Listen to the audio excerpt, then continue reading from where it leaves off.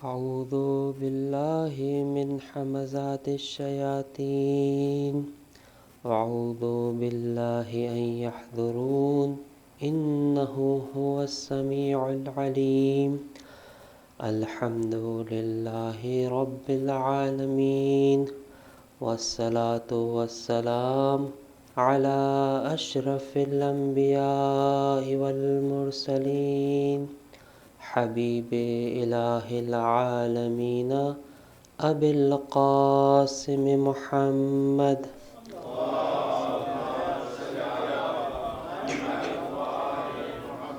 وعلى آل بيته الطيبين الطاهرين المعصومين المظلومين سيما بقية الله في الأرضين روحي وأرواح العالمين له الفداء ولعنة الله على أعدائهم أجمعين اللهم لعن أول ظالم ظلم حق محمد وآل محمد وآخر تابع له على ذلك اللهم لعن الإصابة التي جاحدت الحسين وشايعت وبايعت وتابعت على قتله اللهم لعنهم جميعا رب اشرح لي صدري ويسر لي أمري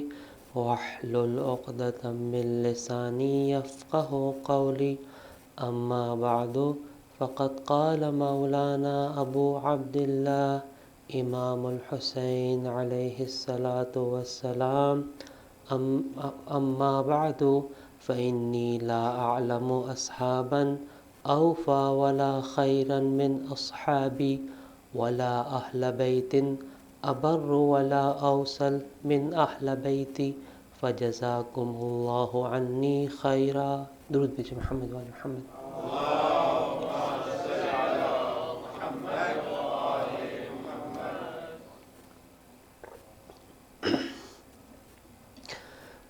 Allah subhanahu wa ta'ala in one of the hadith Qudsi he mentioned that ala fi ayyami dahrikum nafahatun fatarassadu that in your days and nights that you are passing by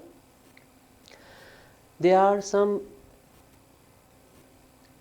breeze which is flowing and it is your responsibility to catch those beautiful things that are there. Now these days that we are passing like Muharram and Safar, sometimes the nights which is passing by like the night of the Shab Jummah that is known or the day of the Friday that is there, all these days, nights that are passing by, in these days and nights always there are opportunities for us to think about ourselves, to evaluate ourselves, to do the proper muhasaba of our action, our deeds and our thoughts, so that we know that are we fulfilling our responsibilities at the true abd of Allah subhanahu wa ta'ala or no? Are we doing or are we going in the right direction for which we are created or no? So don't pass these days and nights as the ordinary days and nights. Sometimes these opportunities are there. It is on us that how we are getting maximum from these opportunities. When suppose that Allah subhanahu wa ta'ala give you the tawfiq to come and attend the Dua Kumail of Imam Ali ibn Abi Talib alayhi salatu wassalam,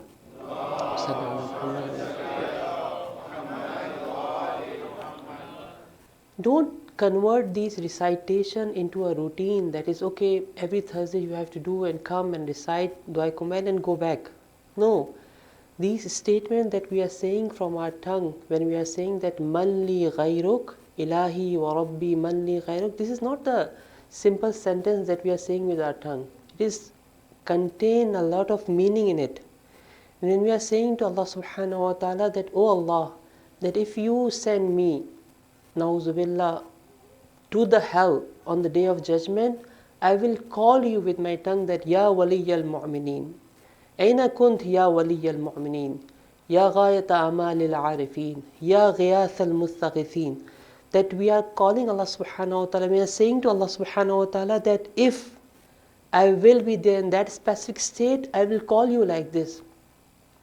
Try to feel, why not we try to feel ourselves in that state right now? If we are in this world, start feeling that we are in the hell right now. I am burning in my sins right now. I will call Allah subhanahu wa ta'ala like this. I do not have to wait that day of judgment that will come and I will call like this. No. Imam Ali is talking to us that we have to call Allah subhanahu wa ta'ala like this. That we are in the hell right now. We are away from Allah subhanahu wa ta'ala. That's why Imam alayhi salam in Dua Kumail, he mentioned that, Allah, that if I sabartu ala harri narik, fa kayfa asbiru ala firaqik. Allah subhanahu wa ta'ala, if, suppose that if possible that I was able, despite the fact that Imam Ali mentioned that I am abdun, faqirun, dhalil, I could not able to bear the punishment and wrath that come with your wrath. I could not able to hold those things. It's not possible for you. I am weak, I am dhaif, I am faqir, I am like this person. But Imam said that suppose that I could able to bear this punishment from your side, but how is it possible that I could able to hold your firaq? But I have to ask myself that is there a specific affinity between me and my Lord? Is there a specific type of connection between me and my Lord that I can say like the way Imam Ali alayhi salam is saying to Allah subhanahu wa ta'ala, or no? If not, then I have to ask Allah subhanahu wa ta'ala that give me the opportunity, give me this tawfiq that I should become like this. Otherwise, it is not easy for us to pass through this world that is there we are living in and become the true abd of Allah subhanahu wa ta'ala and fulfill our responsibilities for which we are created. We have to do the tawassul. And these words of Ahlul Bayt alayhi salam are specifically a blessing from Allah subhanahu wa ta'ala and Ahlul Bayt alayhi salam on us, that they are there in front of us. But we are not right now getting maximum benefit from these words of Ahlul Bayt alayhi salam. Ask Allah subhanahu wa ta'ala while you are reciting these words of Ahlul Bayt alayhi salam, especially the du'as of Imam Sajjad alayhi salatu wa salam and Imam Ali alayhi salam.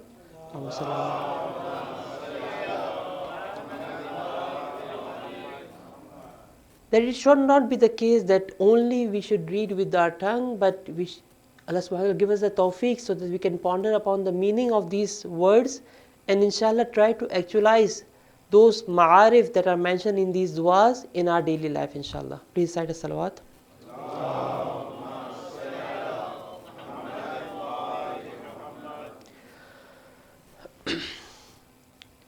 In today's discussion, I would try to point out one important topic that maybe it is not discussed as much, especially when we talk about the Karbala and the Imam Hussain alayhi salam. This topic is not too much discussed among our majalis, but inshallah, despite the fact that we have not too much time, but inshallah I will try to focus on this point and try to convey the message as much as I can. While Imam Hussain alayhi salam was going towards Kufa initially, on the way Imam alayhi salam met a poet whose name was Farazdaq. And Imam alayhi salam asked Farazdaq that what is the situation of Kufa right now?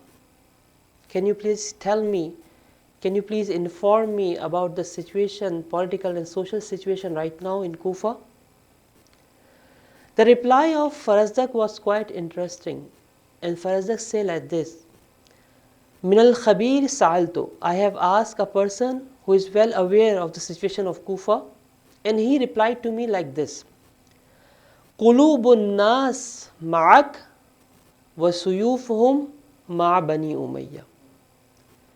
That the hearts of the people are with you, Ahlul Bayt alayhim salam, but the swords of the people are against Ahlul Bayt alayhim salam and are with Bani Umayyah. And practically speaking, we also saw this, that those people who stand against Imam Hussain alayhi salam, they were not, most of them were not the people who has the animosity towards Ahlul Bayt alayhim salam. There were a lot of people who has signed the letters towards Imam Hussain alayhi salam. And on the day of Ashur, Imam alayhi salam call them with their name and ask them that you yourself has signed these letters? And on the basis of that, I came towards Kufa. Now what happened to you? Why you are not helping me out? Why you are not supporting me? Not only that you are not supporting me, not only that you are not saying nothing against me, but you go one step forward and you are standing against me. You are becoming the part and parcel of the enemies and the army that is standing against Imam Hussain alayhi salam. And not only that, the atrocities that are performed by these people, we do not have any example of that in the history anymore. The question is that how all this thing happened, that those people who call themselves as the follower of Rasulullah sallallahu alaihi wasallam,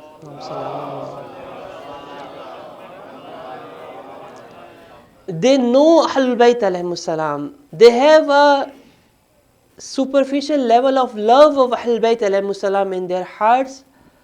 How come they are standing against the wali of their time? This is a very important question. This is a very important question that we have to ask from the history. And it is not just about a historical fact that we are asking, but it is a question about us today. The people who, like me, who are calling themselves as the religious people, they are satisfied, they are calling their imam and they think that they will support their imam. I have to ask this question to me, that what are the signs with which I can tell that I am the true follower of Ahlul Bayt alayhimus salam, and when I have to pass through the hardships and the difficulties, I will stand with Ahlul Bayt alayhimus salam. This is a question I have to ask. If you say that, okay, we are praying 5 times a day, we have the examples, the people who were standing against Imam Hussain alayhi salam, they were calling at that time that try to, na'udhu billah, kill Imam Hussain alayhi salam as soon as possible, because we have to pray Salatul Asr with Jama'ah. So now we have to ask our question that what's going on there?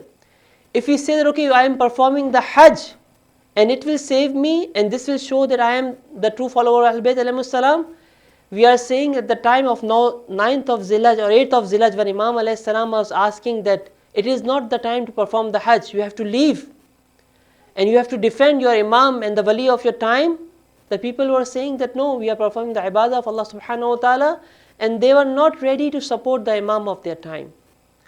Now the question is that, the main question that I want to ask you is that, how is it possible that those people who are calling themselves as the follower of the religion, those people who are calling themselves as the follower of Rasulullah and Ahlul Bayt alayhimus salam, they themselves stand against the wali of their time, and how I can save or we can save ourselves from this specific problem or disease.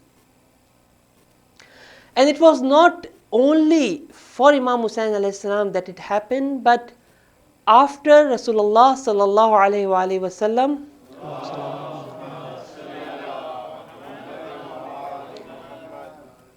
at the time of Rasulullah, the fight was mostly between the Muslims and the kuffar, the non-Muslimin and the mushrikeen.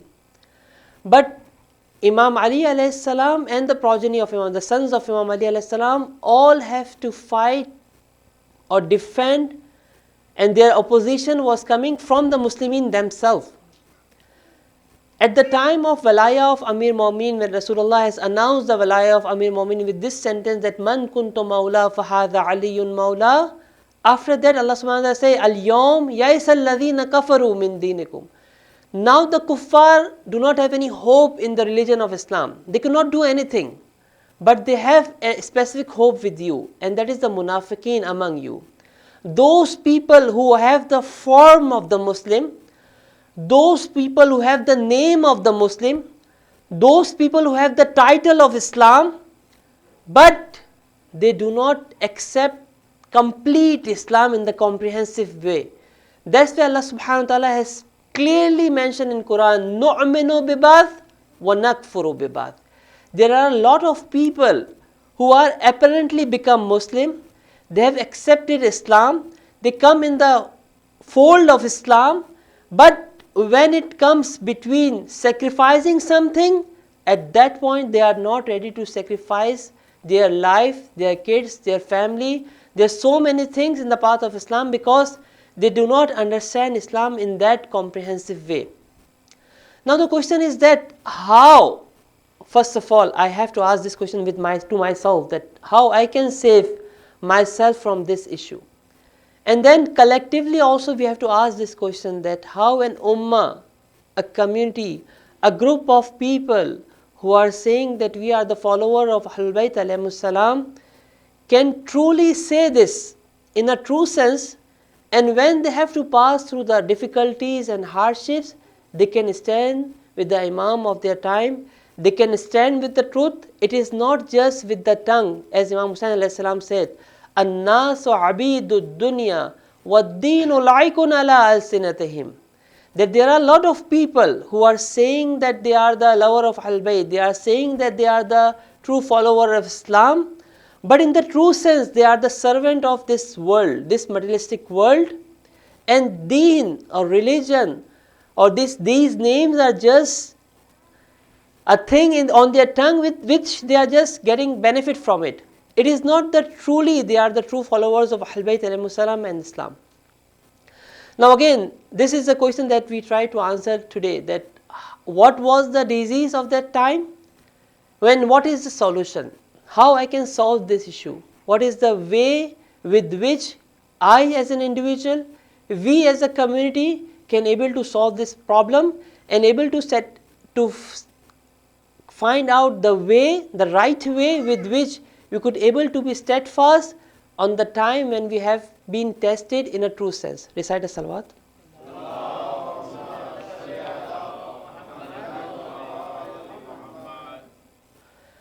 And we have a lot of riwayat about the end time, that at the end time the people will be tested again and again and again. And in those riwayat, Ahlul Bayt alayhimus salam has mentioned that majority of the people, when they have to pass through this filter, they with the path of Ahlul Bayt alayhimus salam, with the path of their Imam and the Wali of their time. Brothers and sisters, one of the important things that is mentioned in the riwayat and in the ayat of the Quran again and again, it is known as Taqwa of Allah subhanahu wa ta'ala. That if I want to be true follower of Allah subhanahu wa ta'ala individually, it is mentioned that you have to become muttaqi, that you have to have this virtue of taqwa in yourself. When you become muttaqi, then it will give you the strength to save yourself from a lot of sins and things which are prohibited by Allah subhanahu wa ta'ala, and it will become a shield that can become a defensive force for you, and it will defend you from all these attacks that are coming from the external world. This is called taqwa. And the simplest of the meaning that is mentioned in the riwayat, I can define taqwa like this, that we have to feel that we are in the presence of Allah subhanahu wa ta'ala. It is the definition of taqwa. But there are two dimensions of taqwa. One taqwa which maybe it is discussed sometimes in our majalis, in our books and this type of stuff, it is called individual taqwa. That each one of us should become muttaqi. Each one of us should keep in mind that we are the servant of Allah subhanahu wa ta'ala, we are the abd of Allah subhanahu wa ta'ala, and we have to follow the instruction from Allah subhanahu wa ta'ala. But there is another taqwa that is known as collective taqwa, that we, not as an individual, but we as an ummah, we have to become muttaqi. And this ayah which is mentioned in the Quran, وَتَعَاوَنُوا عَلَى الْبِرِّ وَالتَّقْوَى وَلَا تَعَاوَنُوا عَلَى الْإِثْمِ وَالْعُدْوَانِ. It is telling us the collective taqwa that we have to be careful about.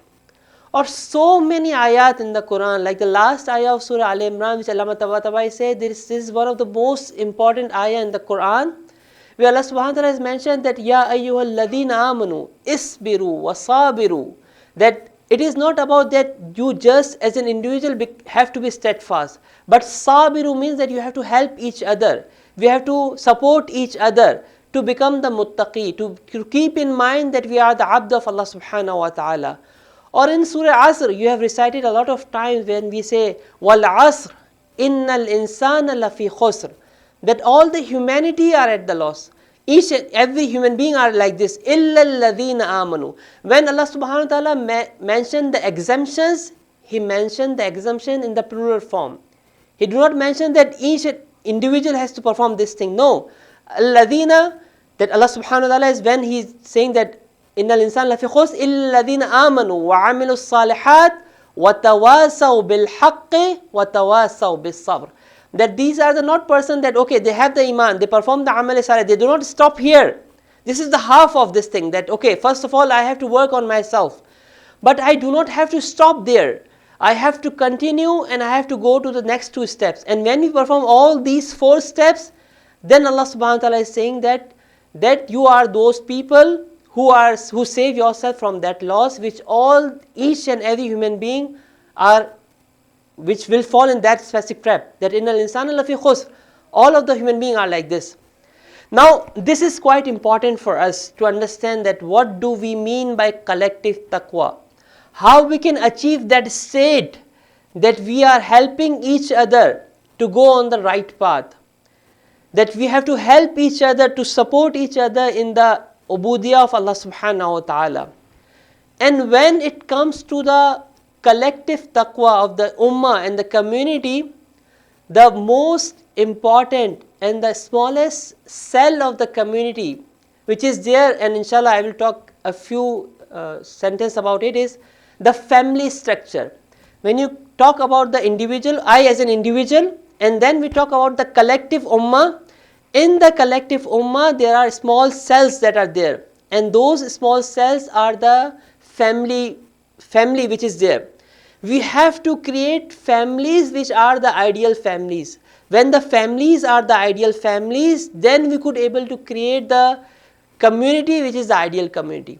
So when we talk about the collective taqwa, one of the most important thing that we have to focus and understand is the family structure in Islam.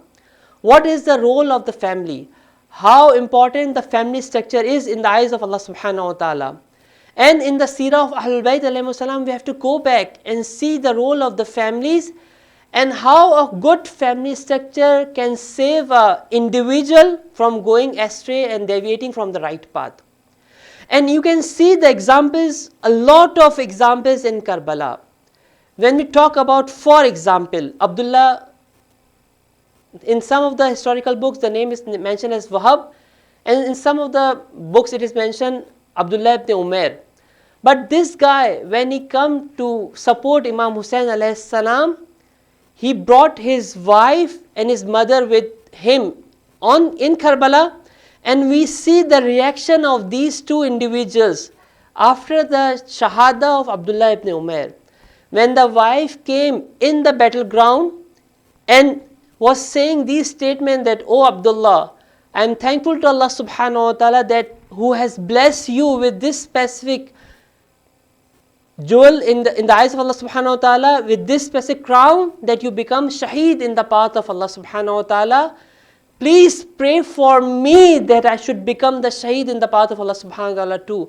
And it is mentioned in the riwayah that she became the only shaheeda in the battleground of Karbala.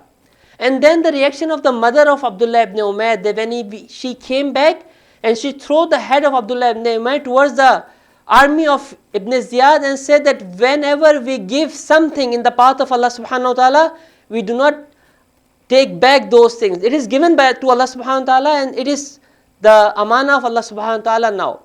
This is one example which we have seen in the battle of Karbala. And the Ahlul Bayt of Imam Hussain alayhi salam were the example for all of us. That Imam Hussain alayhi salam, the statement that I have read in the beginning, where Imam Hussain alayhi salam has clearly told that on one hand he told about the companions that there is no, I could not able, la a'lamu, I did not find any companions who are better than the companions which are given to me by Allah subhanahu wa ta'ala, which are there like this. But on the other hand, right after that, Imam says that it is not just about the companions, but my Ahlul Bayt alayhimus salam, my family, my wife, my sister, my daughters are also the best among all the family members that is given to all other Ahlul Bayt alayhimus salam.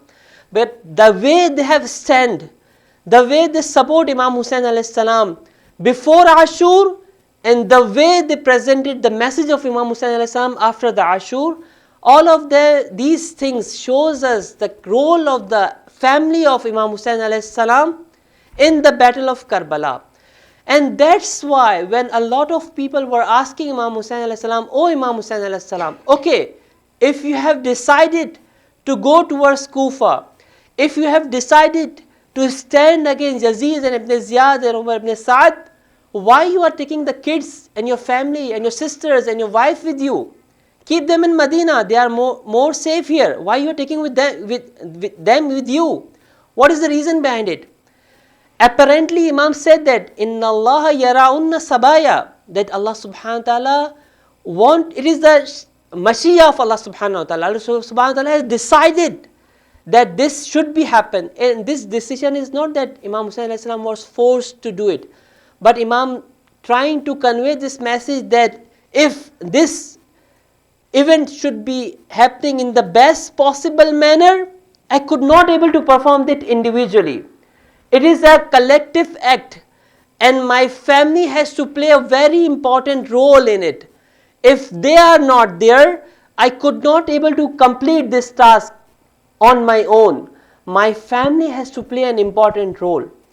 Now that's why we can see the role of the family of Imam Hussain alayhi salam so beautiful. I am saying that before Karbala also you can see that, but after Karbala, the role of Hazrat Zainab salamullah alayha, the role of Kulsum salamullah alayha, the role of Sakina salamullah alayha, the role of Ruqayya salamullah alayha, the role of the daughters of Imam Hussain alayhi salam, the wife of Imam Hussain alayhi salam, all of them shows us that we have to prepare ourselves not as an individual but as a family to serve the Imam of our time, to become the true follower of Ahlul Bayt alayhimus salam. I as an individual, my wife, my kids, all of us have to prepare ourselves like the family of Imam Hussain alayhi salam. We have to follow the seerah of Ahlul Bayt alayhimus salam. And there we can see so many examples in Sham and in Kufa, where we can see that these small kids, 3 years, 2 years, 5 years, 7 years, how strong they were. They were not the kids who would just start crying in front of these oppressors when they start hitting them, when they start doing so many things with them. You could not able to find one single statement in Maqtal which say that these kids start crying and start saying something in front of these oppressors which shows that they are becoming humiliated in front of them. No, the slogan of Imam Hussain alayhi salam, where Imam said that hayhat minna dhillah, this statement was not just the statement of Imam Hussain alayhi salam as an individual, but Imam Hussain alayhi salam was able to penetrate that spirit in his family and his followers all together, and all of them has become like this. Now if we want to become the true follower of Ahlul Bayt alayhimus salam, if we want to become the true Shia of Ahlul Bayt alayhimus salam, this structure of family is one of the most important structure that we have to work on. Unless and until we could able to create the ideal families where if a man is going and deviated towards from the right path, his wife is standing in front of him like the wife of Zuhair and ask him that where you are heading to, why you are not following the path of your Imam. You have to go and support your Imam.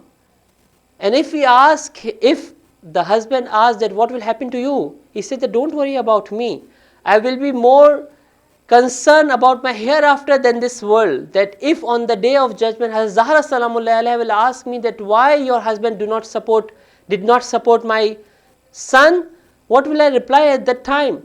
So you can see that if a husband is going on the wrong path, the wife is standing and supporting him and saying that no, you cannot do that.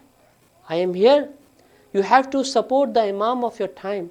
And in the same way, that if the wife is going astray, then the husband is standing and saying that no, all of us as a family are the servant of Ahlul Bayt alayhi salam.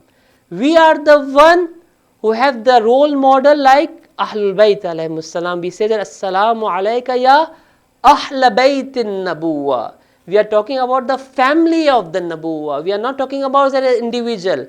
When you know that Surah Dahr or Surah Insan, when in Quran Allah subhanahu wa ta'ala has mentioned that 3 different type of people came on the door of Ahlul Bayt alayhi salam. And the first day when Imam Ali alayhi salam stand and give his bread which was there in the hand of Imam Ali alayhi salam to this poor person, it was not Imam Ali alayhi salam as an individual. Right after Imam Ali alayhi salam, who was the wali of the house, the wife of Imam stand and follow the footstep of her husband. Then the 2 sons, Imam Hassan and Imam Hussain alayhi salam, came and followed the step of their father. And then the servant of this house, which is Hazrat Fizza Salamullah alayha, also followed the same footstep of his master, her master. So you can see that as a family they were following the lesson and the teachings of Allah subhanahu wa ta'ala, and they were looking at their wali, at their imam, and whatever he was doing, they were following the footstep of their imam. Now as I mentioned to you that this is quite important for us to understand that what is the role of family. How an ideal family can support each other to follow the path of Allah subhanahu wa ta'ala, and vice versa too. When we look at the Bani Umayyah, when we look at the example of the people who stand against Ahlul Bayt alayhi salam, a lot of times the role was played by the family. It was not the individual who do not know that what is the right and what is wrong. But because he was not getting the support from the family, he could not able to stand in the path of Allah subhanahu wa ta'ala. Now, when we come to the family structure, there are so many things that we have to talk about, so many dimensions which are there that we have to talk about, and we have to discuss, we have to analyze, and we have to find out that what is our responsibility. You know, brothers and sisters, sometimes we start feeling that as far as the upbringing and upliftment and the tarbiyah of our kids are concerned and our families is concerned, maybe the institutes, maybe the centers, maybe different type of organizations that we have built, they have the responsibility for the upbringing and the tarbiyah of our kids and our family. No, brothers and sisters, the role of the family cannot be replaced by anything else. It is not possible at all. The responsibility of the family is still there. Despite the fact that we create so many other institutes outside the family, some of them are necessary, but still the role of the family is quite important. Right now, before the Muharram, the Supreme Leader Ayatollah Khamenei has called all the organizations in Iran who are working on the family structure, and he has a very important discussion with them, and he asked them, you have to focus on the family structure. I myself was thinking that okay, they are living in the Islamic environment, they are living in an Islamic state. One of the Islamic state that is the only one Islamic state that we have right now is the Islamic Republic of Iran. They are living there. Why he is emphasizing too much on the family structure? If the kids are going outside, wherever the kids are going, the Islamic environment is still there. They are supported by this Islamic environment. But he already mentioned that in that specific discussion that the role of the family is still there. If you are not taking care of your family at the home, do not think that they will become the true follower of Ahlul Bayt alayhi salam. They can become the true Muslim. We who are living in this society which is completely going against the will of Allah subhanahu wa ta'ala, who is taking us against the teachings of Ahlul Bayt alayhi salam, how is it possible that we can say that no, the role of the family is not that important? No, brothers and sisters, in the upbringing, in the collective taqwa, the most important role has to be played by the family structure. If the family structure is not working in the best possible manner, you can see the results in the society too. And you will see that the people and the Shia and the followers that we are looking outside, they are not the ideal followers of Ahlul Bayt alayhi salam. But vice versa, if we are able to create the ideal societies, if we are able to teach our parents that how to upbring the children, and on the other hand also we have able to teach the children that what is their responsibility in front of their parents, then you can see that what type of family and what type of individuals that we are creating through these families.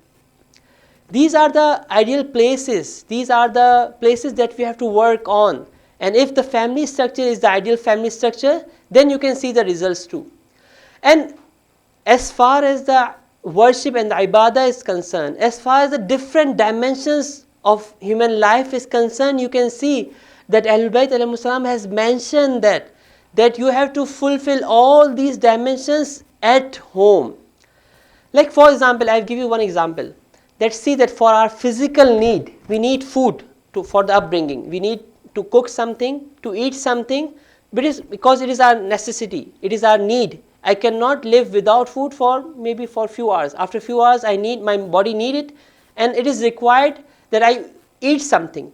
So my physical body needs some requirement.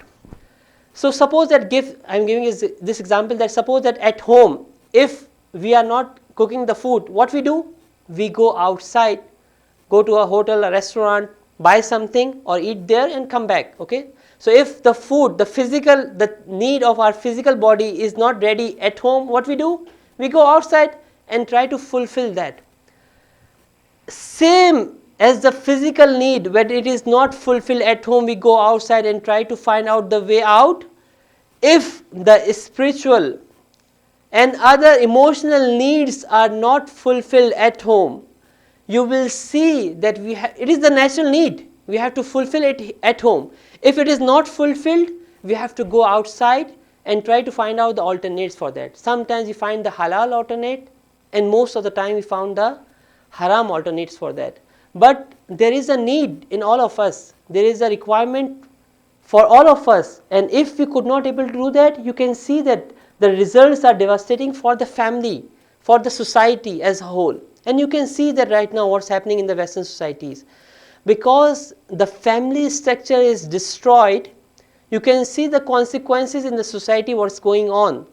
And if we are able to revive that, and we are able to create the family on the basis of the teachings of Ahlul Bayt alayhi salam, then we could able to save ourselves. Otherwise, we are also the part of this society. Slowly and gradually, we will be having the same problems that we are facing and we are seeing in the media right now in this society.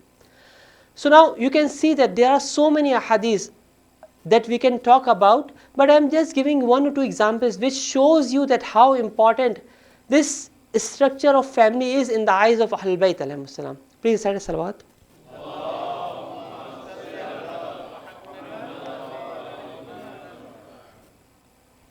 I am just giving you few examples. Like there are riwayat which are mentioning that if a wife or a husband spend whole night with his or her partner, just talking, just randomly talking, how are you, what's going on, this does this thing, the thawab and the reward in the eyes of Allah subhanahu wa ta'ala, this is mentioned in the riwayah, that if a wife or husband spend his or her night like this, just talking with his or her partner, the thawab in the eyes of Allah subhanahu wa ta'ala is that this person is spending his or her complete night in i'tikaf, in Khane Kaaba, doing the ibadah.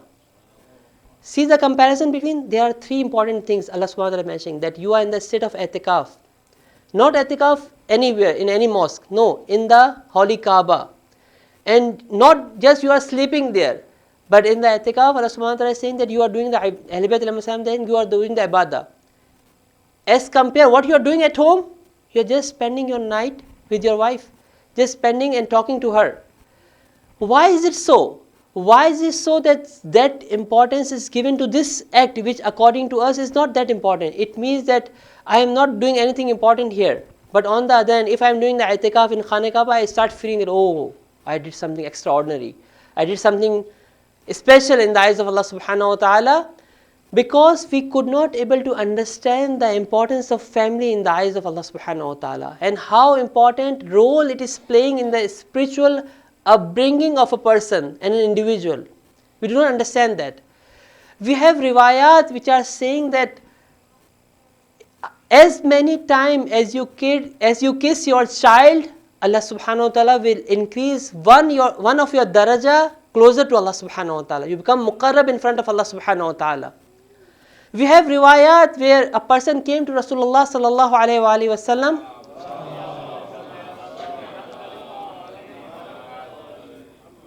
and proudly he said in front of Allah subhanahu wa ta'ala that I have 10 kids and till now I never kissed my kids.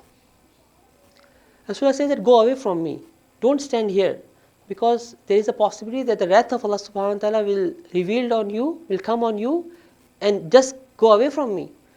Because this expression of love with the kids is actually the love that is given by Allah subhanahu wa ta'ala to you. It is a natural thing. You have to express it in the right form. Because if you are not doing it at home, this child is thirsty. This child has a need and he has to fulfill that need. He will go out and he will do so many other things that is available in the society right now. Now, what we are trying to understand is that the way we have started this discussion is that one of the important things that we want to understand is that why there is those people who call themselves as a follower of Ahlul Bayt alayhimus salam, they are not standing with the Ahlul Bayt alayhimus salam in the wali of the time when the hardships are there. And we talk about taqwa and we say that there are two dimensions of taqwa. One is individual taqwa and one is collective taqwa. In the collective taqwa, we say that one of the most important role that collective taqwa has to be played by an institution, a group of people, is the family. And in the family, we mentioned that when we look at the riwayat and the ayat of Allah subhanahu wa ta'ala, it is most emphasis by Ahlul Bayt alayhimus salam that we have to understand the responsibility, that how I have to play my role as a husband, how the woman has to play the role as a wife and a mother, how the kids have to play their role as their children, and then we as a family become the true abd of Allah subhanahu wa ta'ala and the true servant of Allah subhanahu wa ta'ala.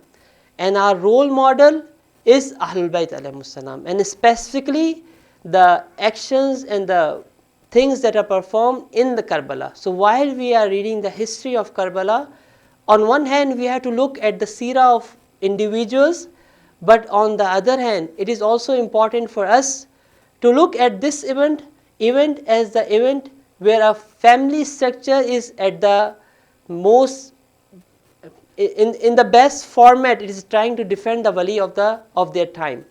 We ask Allah subhanahu wa ta'ala that during these nights of Safar, which is specifically related to the family of Ahlul Bayt alayhimus salam, family of Imam Hussain alayhis salam, give us the tawfiq to create a family which is the ideal family in the eyes of Allah subhanahu wa ta'ala, inshallah. And we should able to understand the importance of family and try to understand the role of each individual which is there in the family, inshallah. Recite a salawat.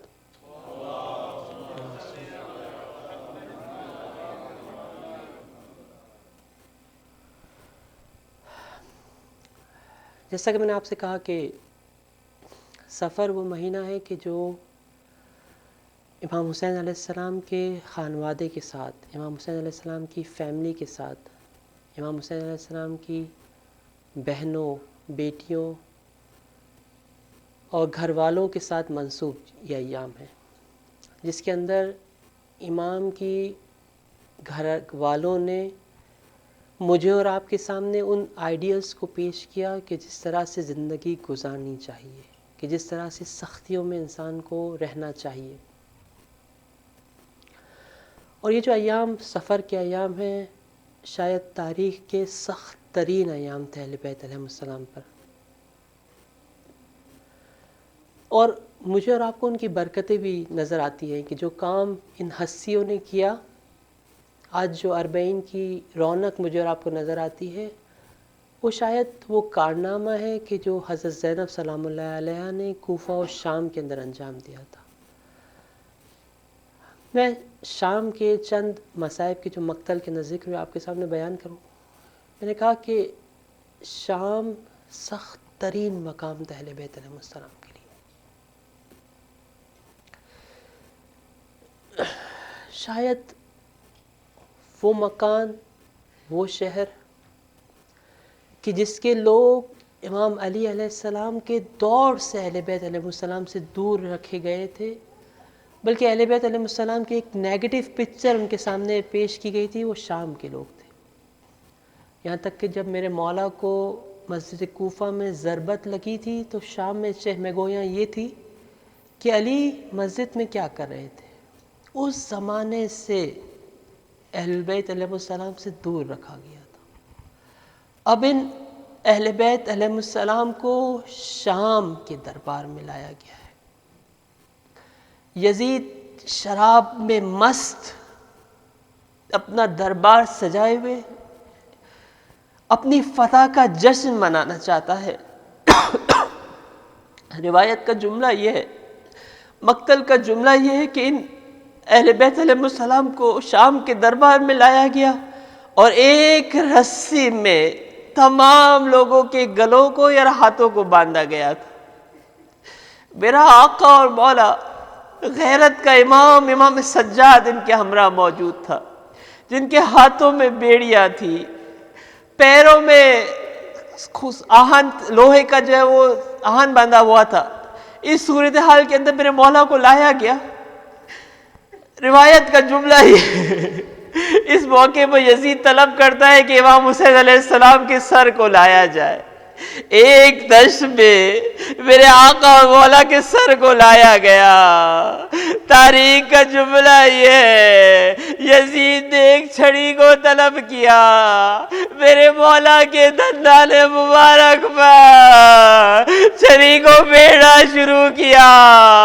ایک صحابی رسول کھڑا ہوتا ہے، کہتا ہے یزید یہ کیا کر رہا ہے؟ میں نے اپنے آنکھوں سے رسول کو ان ہونٹوں کے بوسے لیتے دیکھا. میں کہوں گا اے صحابی رسول، ایک بار رسول کو بوسا لیتے دیکھا، ارے تجھ سے برداشت نہیں ہوا. ہمارا سلام وہ زینب کبریٰ پر جنہوں نے اپنا بچپنا رسول کے ہاتھوں پر حسین کو کھیلتے دیکھا، کبھی حسین کے گلوں کے بوسے دیتے دیکھا، کبھی حسین کو رسول کے کندھوں پر سوار دیکھا. ایک بار میری بیوی نے فریاد شروع کی، واہ محمدہ واہ علیہ واہ حسینہ. مقتل کہتا ہے ارے وہ دربار یزید جس میں کوئی علی کو نہیں پہچانتا تھا. سب لوگ رونا شروع ہو گئے، سب لوگوں کی آنکھوں سے آنسو جاری ہو گئے. لا یوم کیومک یا باطل فسیعلم الذین ظلموا ای منقلب ینقلبون. بار الہ ہماری اس قلیل عبادت کو اپنی بارگاہ میں قبول فرما. ہمیں، ہماری اولاد کو، ہمارے گھر والوں کو محبان محمد و آل محمد میں سے قرار دے. امام زمانہ عجل اللہ تعالیٰ فرجہ الشریف کی ظہور میں تعجیل فرما. ہمیں ان کے انصار و عوان میں سے قرار دے. ماتم حسین.